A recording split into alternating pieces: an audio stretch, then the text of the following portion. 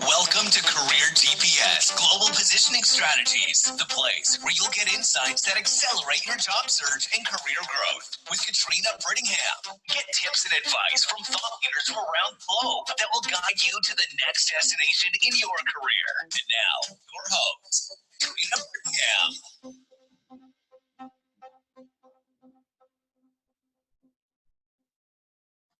Hello. This is Katrina Brittingham, your navigator on the road to your next destination in your career or business.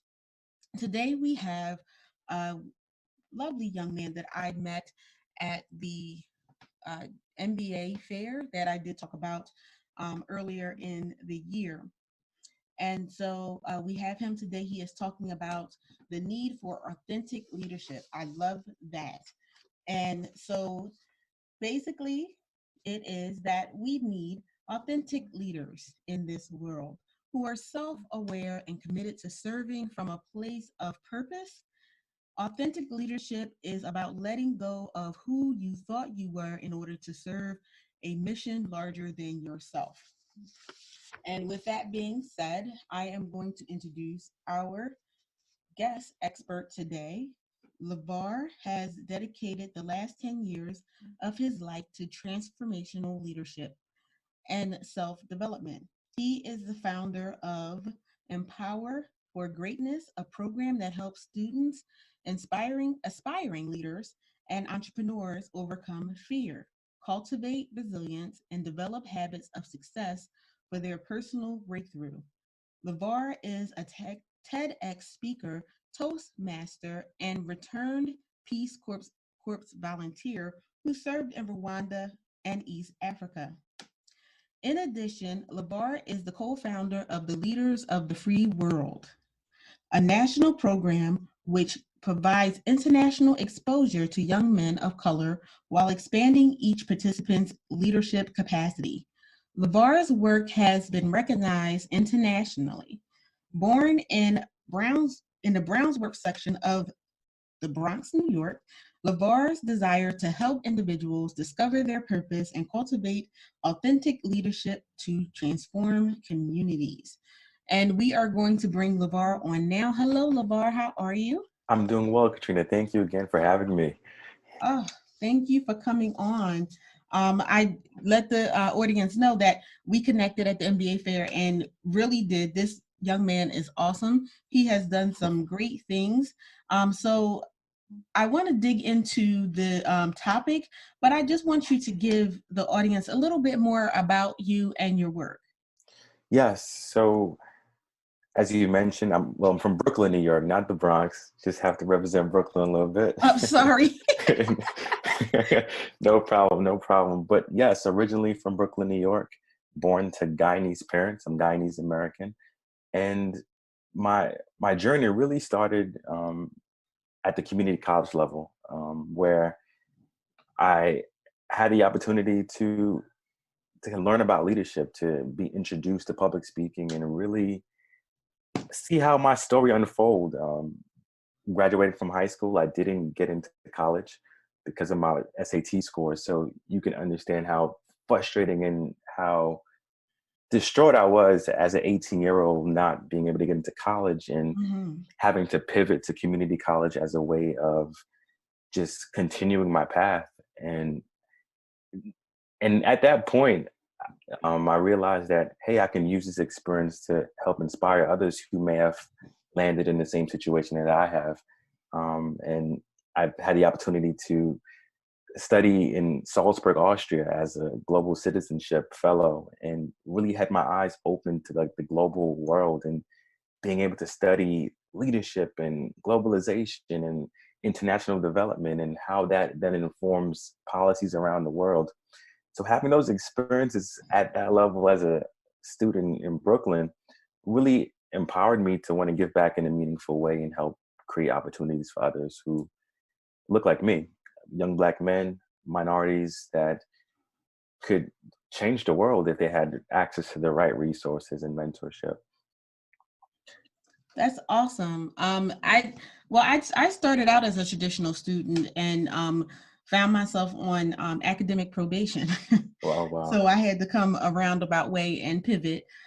So, I do understand how you have to take a roundabout way to achieve your goals. Yes, So it's awesome that you didn't give up when you had the hardship, but you just kept going on. So that is an encouragement to our listeners that even if you had a setback, in your journey, keep going and keep pressing and do that pivot. There's nothing wrong with pivoting. You can still be successful.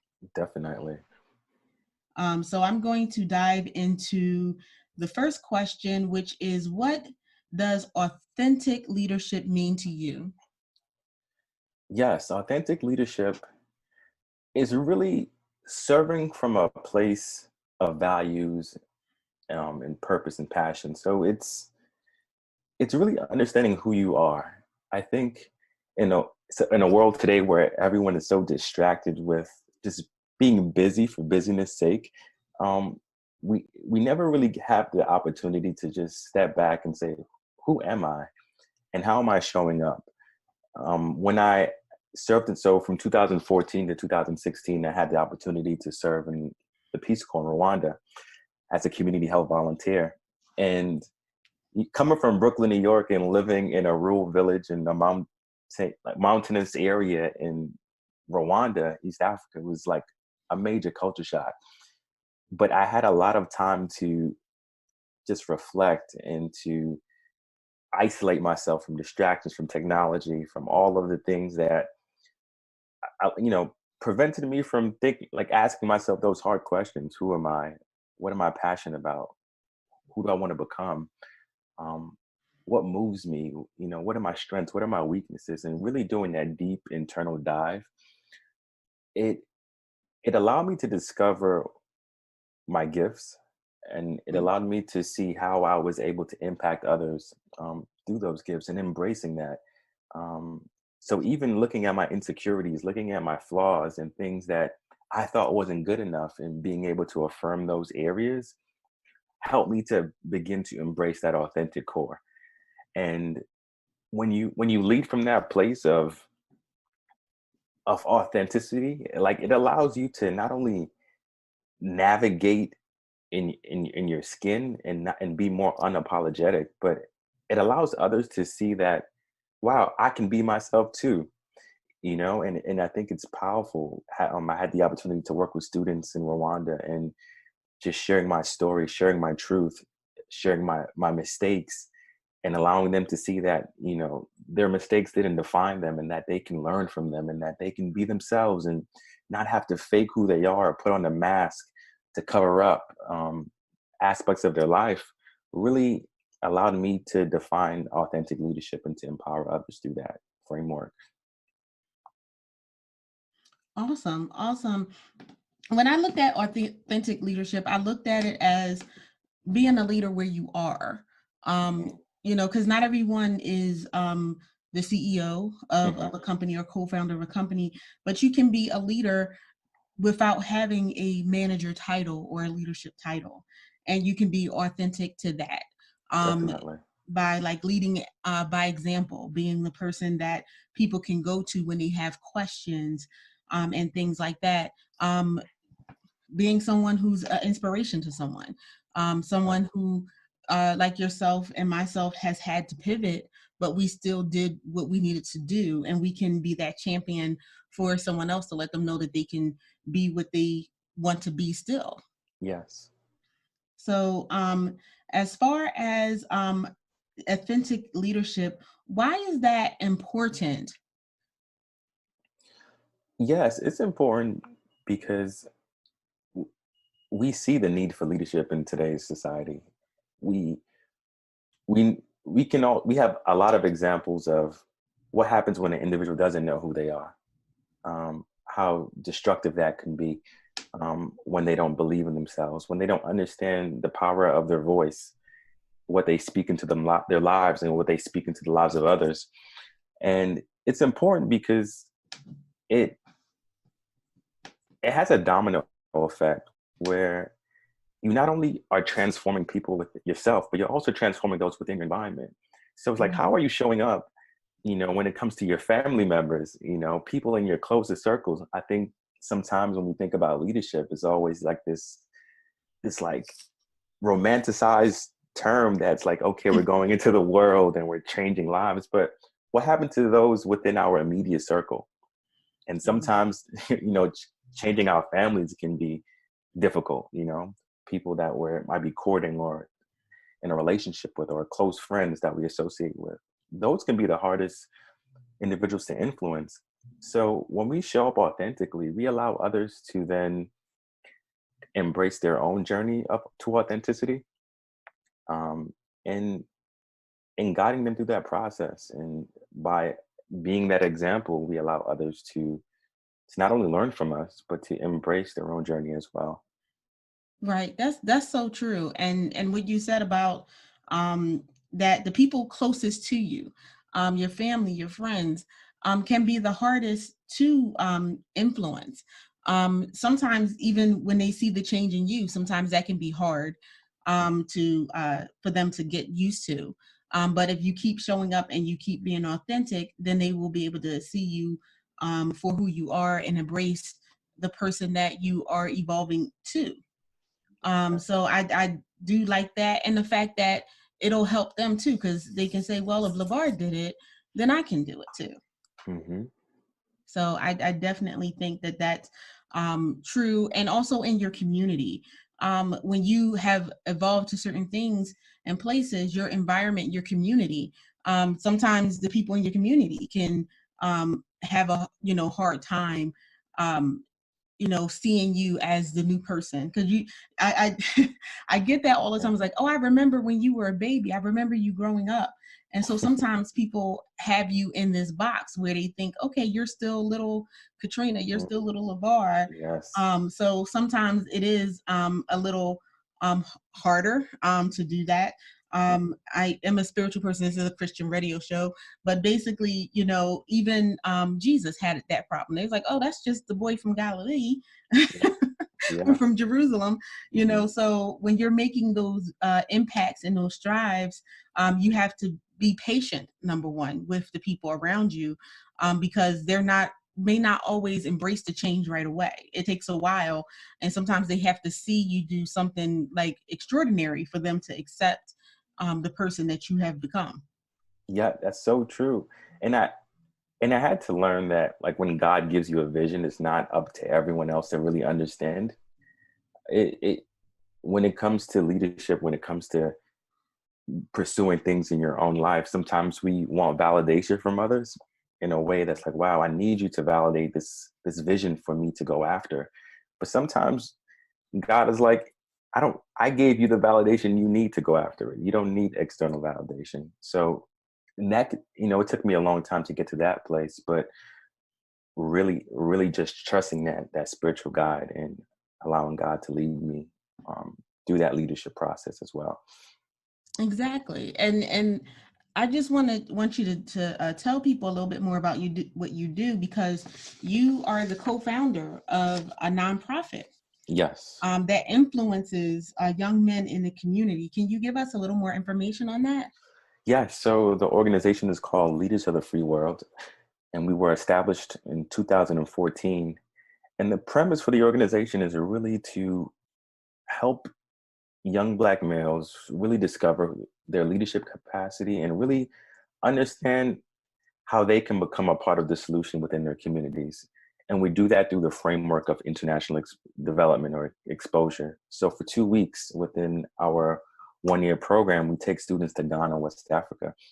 But before that, we have a pre-departure experience where we're bringing in different um, professionals from different industries, so business, education, social justice fields, and really every month we're having these discussions over an online platform, because different students come from about 5 or 6 different states.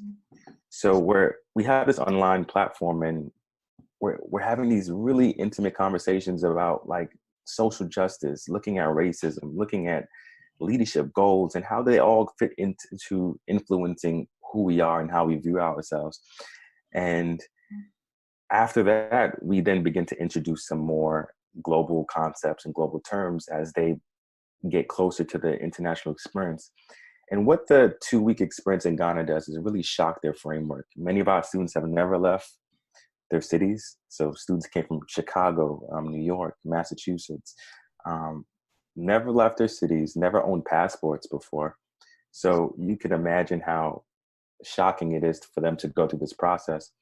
And then they go to Ghana, and then we're exploring different themes in leadership. So we're looking at social leadership. We're looking at political leadership. One of my good friends, he had us meet with a parliamentarian, and we were understanding the politics there in Ghana.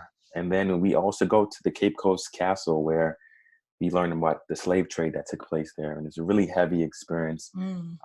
But it's eye-opening for our students, especially when I think we sometimes get a watered down education of slavery and what took place. So when you're walking through those dungeons and you're listening to what took place, it really puts things into perspective. And then at the end of the castle, we go to the door of no return. And it's so powerful because that's where our ancestors were shipped off into various places around the world, the Caribbean, different parts of South America. And to think that this historical, I guess, moment shapes so much of our reality every day. And for me, it helped me to make that connection before our students. It allowed them to understand the severity of what took place, but also to be empowered to know that they stand on the shoulders of giants, and they have an obligation to go back to their communities and make a difference after having that experience. So really, our program tries to help our students rewrite the narratives that society places on Black men, and give them the tools and the resources to then become the change agents that they have the potential to become. That's awesome. That's awesome. Thank you. I normally tell people that in order to appreciate what you have and also to not have biases about other cultures, it is a good idea to travel and travel outside of the United States because it is definitely a different world out there, and you get to see different things and different cultures, and to be able to appreciate the cultures. My one of my stops is Africa, the different parts of Africa. But I couldn't imagine seeing that door of no return. And the fact that it's called the door of no return, because literally that's what it was. And the fact that, like you said, that, we overcame that, and we stand on the shoulders of giants from Africa, and even, our leaders that we had that fought for our freedom while we were in the United States. And so if we don't forget that, and we don't forget where we came from, and our past and our strength, then, we can move out of the stigma of, well, this is just it. Like you said, you have some people who never left their communities. And so if that's your community, that's all you see, or all you see is what's on the news about yourself and your culture, we tend to take on what we see and what people tell us we are. But to experience who you are and what your history is does change the person that you are, and does change the way you see your community, and how your community needs help and strong leadership. And the negative stereotypes about us is not, the end all be all, and not even 100% true. Yeah. So I love that. I love the fact that you have these young men go with you.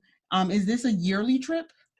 So we've been doing it bi-yearly. So last 2018 and 2016, we took 2 groups of students. So for 2020, we'll be taking our 3rd cohort.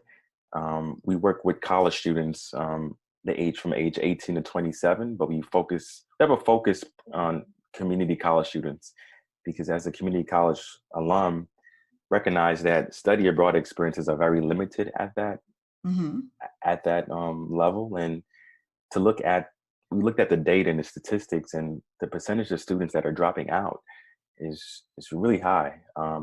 The Department of Education, I believe in 2009, stated that around 11.8% of students that drop out aren't returning back to community college. And there's a high percentage of Black males who are dropping out without even receiving their associate's degree. And the number of statistics saying that study abroad experiences help students to not only understand their leadership capacity, but also allows them to kind of pursue on this positive trajectory in terms of pursuing their bachelor's, going to grad school, becoming leaders in their industries, are all there. So we want to help address this problem. Right, right. And how do we bridge that gap? How do we get them to come back? Because it's not simple when people stop going to school, because it's not all academic. Sometimes it's financial. Sometimes they have issues that come up in their family and lives. And what we can do to get them to go back and pursue those things and to push through those things to go back to school. Yeah. And I think that's what makes our program so unique. We're one of the few or maybe only program that look at Black males within community college and provide these international exposure opportunities within the age bracket. And we try to make study abroad accessible. So through partnerships with the university and a small student contribution, students are able to access these programs. I think back to my experience as a community college student, and I wouldn't have been able to go away for a year to study abroad because that wasn't possible for me. But 2 weeks is. And I think what the 2 weeks does is allow them to gain that exposure, but not lose, track of where they are in their lives and their obligations. And we're even working with schools to try to get students credit for these experiences as well. So they don't lose too much when they do go to Ghana, and they can still gain the credit for participating.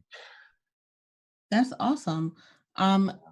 That is awesome. And I'm going to go a little bit more into that, but we're going to take a quick break and do our little commercial break here. Okay. And we will be back in 30 seconds. Are you frustrated with your job search? Have you been applying for positions but haven't received any interview calls? Have you been in a position for some time now and want to apply for a promotion or want to move to another company? Do you need help updating your resume and or LinkedIn profile? Do you want to change careers but need help deciding what career path to take? If you answered yes to one or more of these questions, then Venture Ready LLC Interview Readiness Consulting can assist you with building your professional brand and increasing the likelihood of getting interviews. Contact us today for a free assessment. 1-888-712-4956. info@ventureready.net or www.ventureready.net/contact_us.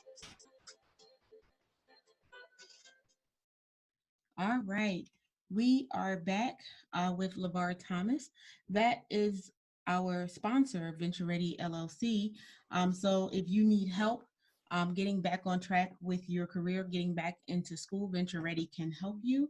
So you can give them a call or you can email them and you will be able to do just that. And we meet you right where you are. So we're not going to push you into areas where you're not ready or comfortable, but we take you step by step. And now we are back with LeVar Thomas. He was saying that when they go to Ghana, it's a 2-week trip, and they actually work with the schools to help them get credit for the time that they are there. So can you give us a little bit more on that? Because I'm sure that that's a rich experience. So I do see that colleges would see that as a benefit. Yeah, so this is actually going to be the first time we're working with schools to help students to get credit. Initially, in our first 2 piloted programs, it was really trying to kind of strengthen the program overall and strengthen some of the institutional relationships. So now going into our 3rd cohort, we're working with New Jersey City University and a few other colleges in Chicago, as well as in New York. But what they're doing now is that they're identifying a course that could reflect some of the curriculum that we implement in the program. So students will then be required to take a course that will be a part of kind of the LFW experience. And at the end of the course, they will get a credit for their participation as well. So That's that's a, awesome. yeah, so that's like a model that we're really excited about, and that, you know, future partners can also adapt to help students get credit for their participation. Awesome. Awesome. And that's the perfect segue into the next question, which is how do you use authentic leadership within your work? Yeah, so with within the organization, working with the students, as I've mentioned, many of these students never traveled before. And as we get to know each student and what's stopping them from kind of being their best selves, um, you you kind of see how they have goals, but then as they get closer to their goals, like they sabotage themselves. And Mm-hmm. I'm why does that happen? Like, why, when we bring them to another continent, another country, the same old habits still continue to come back, and these habits may not be as productive. And so just working with the students, and one of our students, um, he was struggling with um, not only not being clear about his his academic path, but having people in his environment that weren't as supportive. So as he was growing and seeking more leadership experiences, they were like clowning him, saying, "Hey, you think you're better than us? How could you? Why would you want to leave us and go to another country and have this experience and leave us back here?" So you can understand how toxic his associations were, Mm. and it was hard for him to be present in the experience. It was like he was physically in Ghana, but mentally he was elsewhere. And I'm like, you're only here for 2 weeks. You have 2 weeks to have this really transformational experience. You can't allow everything that's back at home to distract you in this moment. Like, give yourself that gift. And just having that deep dive with him and having those conversations about his goals, his aspirations, and what he wanted to get out of the experience, and the sacrifice and all that it took for him to get there, that transformational process started to happen. And that's kind of one example of how I was able to kind of coach him through the transformational leadership and authentic leadership framework. And just me being authentic, me sharing stories about how I was able to kind of overcome some of those toxic relationships and help him to navigate it through a different perspective is one way that I was able to use or implement authentic leadership. That's awesome. And you mentioned toxic relationships because you can have people who they don't want you to change. They want you to stay where you are because that's a place of comfort for them. Yes. You know, so because sometimes when you move to another level, it shines a light on what other people's shortcomings are. And not that you're telling them what it is, they see it within themselves. Like, wow, this person is moving on. And you're from the same neighborhood, you're from the same schools. And so basically you'll have the same opportunities. You can turn from those ways, but you have people who are resistant because, you know, change is scary. And so, you know, if they see you changing, then they're gonna say, okay, wait a minute. You know, this was my buddy. Now, you know, I need to either change or I'm going to stay the same. So people are standing at the crossroads as you change. Now they're at the crossroads to decide if they want to change and if they want to make things better, or if they want to continue on the same path. So I think that that is awesome that you had that mentorship with this young man. And can you let me know, do you know how he's doing now? Has he overcome those toxic relationships now that he's back? Definitely. And he transitioned out of his old job into a newer position where he has more of a leadership role. He's looking to go back to school and looking into criminal justice and addressing some of the gun violence issues from where he's from. So you definitely see the pivot in his perspective. You see how he has a renewed sense of urgency behind his life, and he he recognizes how some of the relationships have been toxic, and it's working towards, removing some of those toxic relationships, but also building new networks and new connections for him to continue to grow. That's awesome. That's absolutely awesome, and that's absolutely powerful. That he was able to have that transformation. And I think more young men who are listening, or if you know a young man and you're a listener, should connect with Mr. Thomas so he can help um, the young people. What are the requirements for signing up with your program? Yes, so you have to be in college, either a four-year school or a community college, between the ages of 18 to 27, Black male. um, GPA requirements 2.5 minimum, and really a desire to lead, a desire to become a change agent in the community, is really what we're looking for. We're looking for young men of color who want to grow, who want to become the leader they were in need of. And if you're a student or you know someone who's like that, who has the potential to grow, please connect them with us. Our website is www.leaders, leaders, of thefreeworld.org. And you can learn more about the program. You can learn more about past programs and what the requirements are as well. That is awesome. I love to hear transformational stories like that, because it does work and it does help to have programs like this. Because a lot of times people think that um, we as a people are lost cause, and they talk about the millennials and Generation Z, all these titles that they put on the generations. I don't know what they're going to call the next generation, since they got all the way to Z. But we can reach them, and it's not impossible, and we can do great things, and we can turn things around. So I do appreciate the work that you are doing Thank you. for our young people. I also wanted to mention that the application is now open. It opened November 13th and it closes January 15th. So they can learn more at the website as well. Oh, wow. Okay. So November 13th to January 15th. So it is the 9th of January. So time is limited. So I will say jump on that. Yes. Do you have a limit on enrollment, or is there a certain amount of young men that you deal with, and then you close the book for that session? Yeah, so we are recruiting 12 students for the cohort. So a really small group. So, but we're looking for students to apply, and given the applicant pool, we can extend the application depending on student applicants that we have.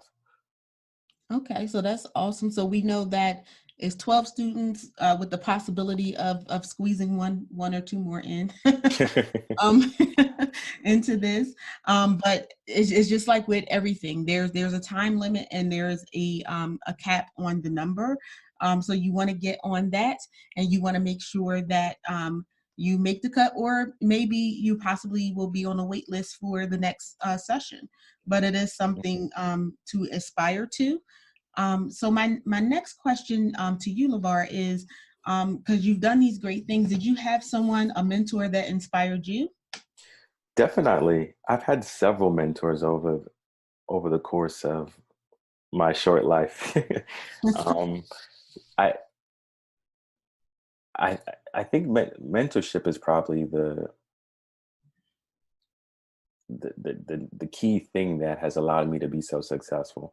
And I've had mentors at different stages of my life. So from high school, my high school college counselor, Ms. Schoenfeld, she believed in me when I didn't get into colleges, and she ensured that she put me in contact with as many people as I needed to get to the next level. Um, you know, One of my mentors currently, Desmond, who is a pastor but also a brother, and he's been a spiritual guide and a source for me, and helping me to to break down the limitations that I placed on myself mentally, and being able to do that. So mentors have definitely been my key to success. Awesome. And that is true. Like, surround yourself with the people who will encourage you and lift you up. That is the key to getting out of your situation. And like you, I've had mentors along the way, from high school through college, and even have a mentor now who works with me and encourages me, because things get rough, and sometimes life is discouraging. But if you have that mentor can help you, even help you see things in a different way, in a different light, because sometimes when we're in the midst of things are so overwhelming. But those mentors, if you have a good mentor, they can pull you out of where you found yourself in, as far as mentality and mindset, because mindset is a big part of being an authentic leader and being someone who is being led to do some great things. Yeah, and I think when it comes to mentorship, a good mentor is not afraid to go into the trenches with you, right? It's not about just the high moments, but about, okay, when you're not feeling the best, when you're not that authentic leader, when you don't feel like showing up, they're still there with you, and they can understand, and they can help pull you out of there, or they can sit there with you for a little while, allow you to feel those emotions, but then remind you of where you're going. um, has been key. Absolutely, absolutely. Um, I like what you said, that sometimes they might sit there with you, let you get your feelings out. Hmm. I Like, had one mentor that used to say, "Okay, are you done now? yeah. Are you done having a pity party now? Now Yeah. come out." Yeah, you can cry, but now you gotta wake up today. You gotta get off the bed. You gotta eat. You gotta get it together. Yes, Hmm. yes. And you did a TED talk. I did listen to it. Um, It was awesome. Thank Can you. you tell the people a little bit about that TED Talk? Because you went in a little in depth with one of the trips, I believe. Yes. Um, So Go ahead. yeah, so the TED Talk is called "The Other Side of Letting Go," Mm-hmm. and it really kind of culminates my experience from college to the Peace Corps to my organization, and just the evolution of who LeVar was and who I became as a result of those experiences. But what the other side of letting go represents is like the person I had to let go of in order to become.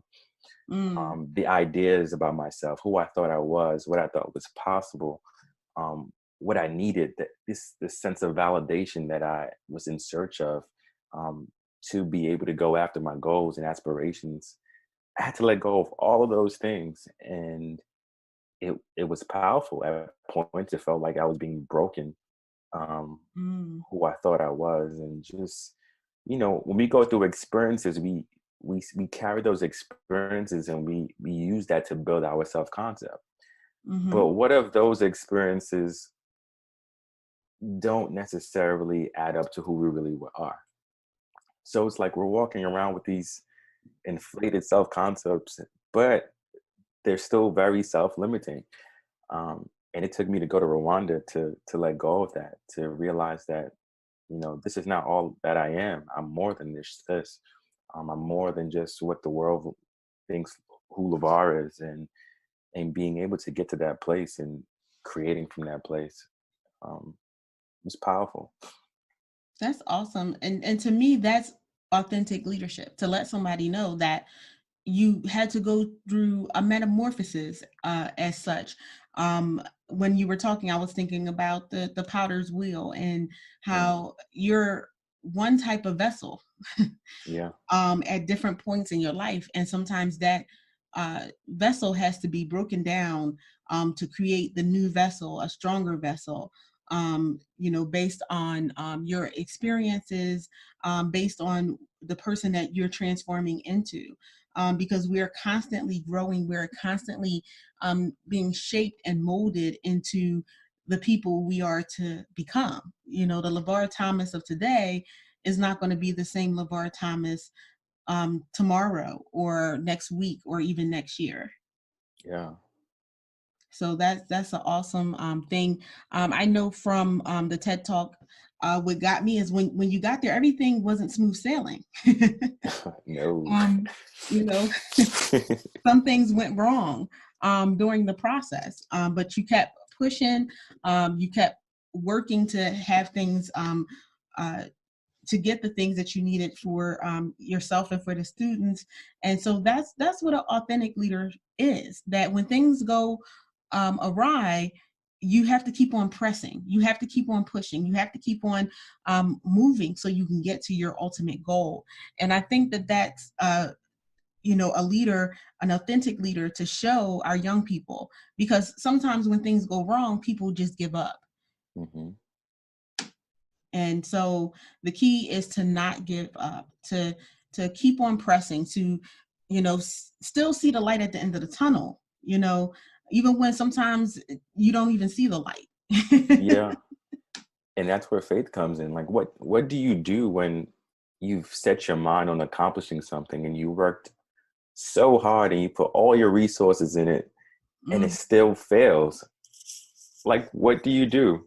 And that's the reason I like The Alchemist so much, because it talks about like this shepherd boy who goes around the world in search of this like treasure, and he gets there and he realizes that it's not what he thought it was. And it's like all the sacrifice, everything that you did to get to that point to realize that, this is not it. Right. I mean, how do you bounce back from that?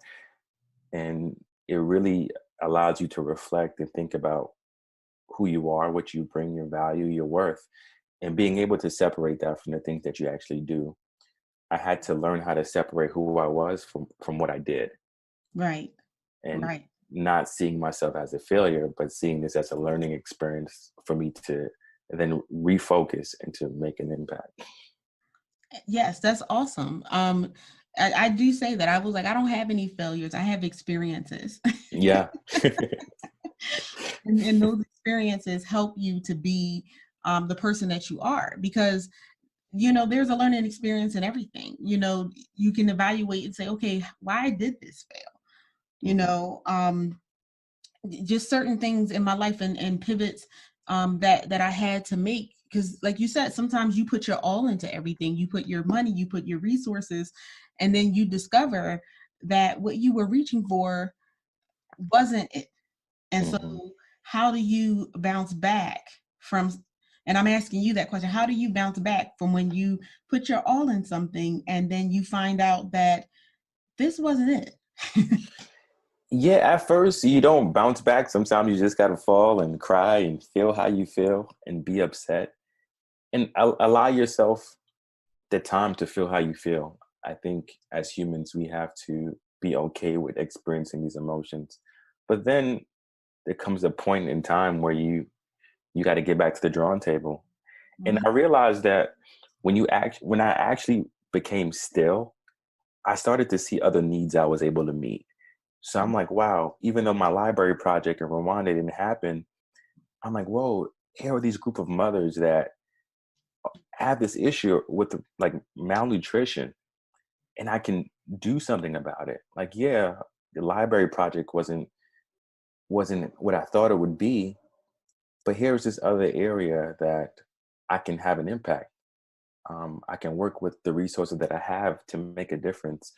And that's what I did. I worked with US Aid, and they had like a sub program called Feed the Future. And we went around my area training mothers how to grow their own fruits and vegetables in these like community gardens. So we did a training at my health center, and then we went to more rural villages where malnutrition was at higher percentages. And we taught those mothers how to grow their own fruits and vegetables through these gardens. And we gave them seeds to plant. We did demonstrations in Kinyarwanda.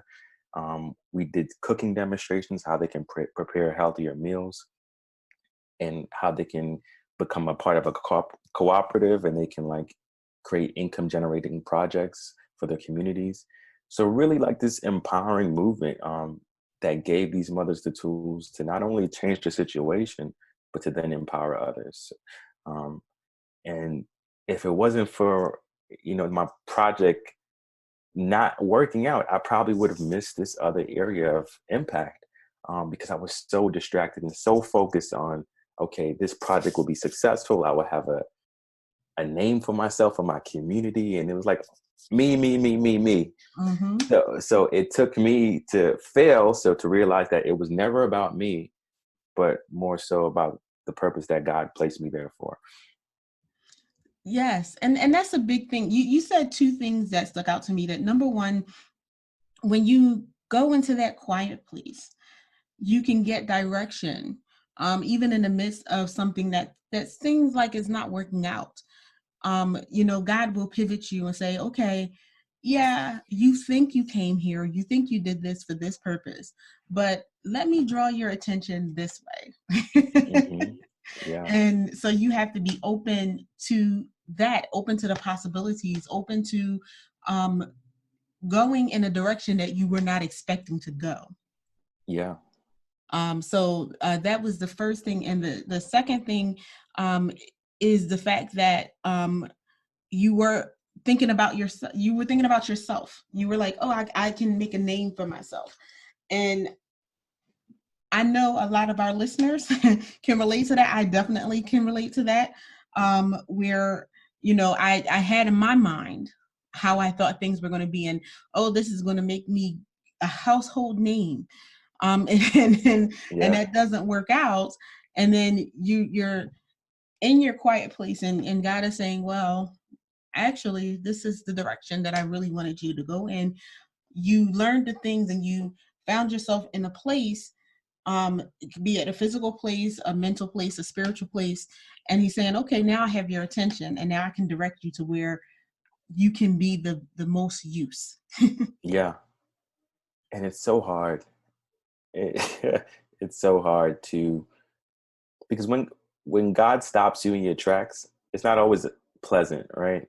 Right. It doesn't always go the way you want it to go. And I was looking back at a Facebook post I made maybe 2 years ago, and I wrote, when you ask God to use you, you can't tell him how.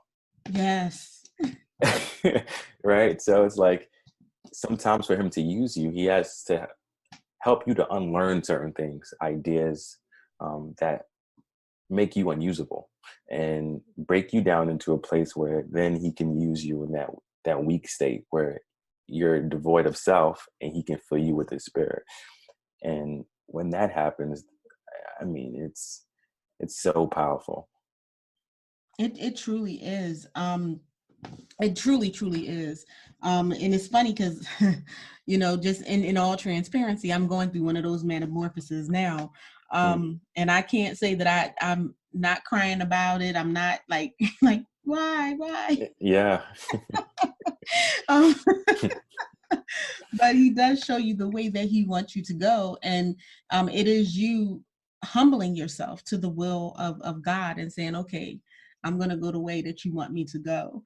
Because like you said, it's a hard experience, especially when you already had in your mind, you had that vision of what you wanted and you were reaching for it. And then the vision changes on you. I'm in that process right now as well. And it's so uncomfortable. And Yeah.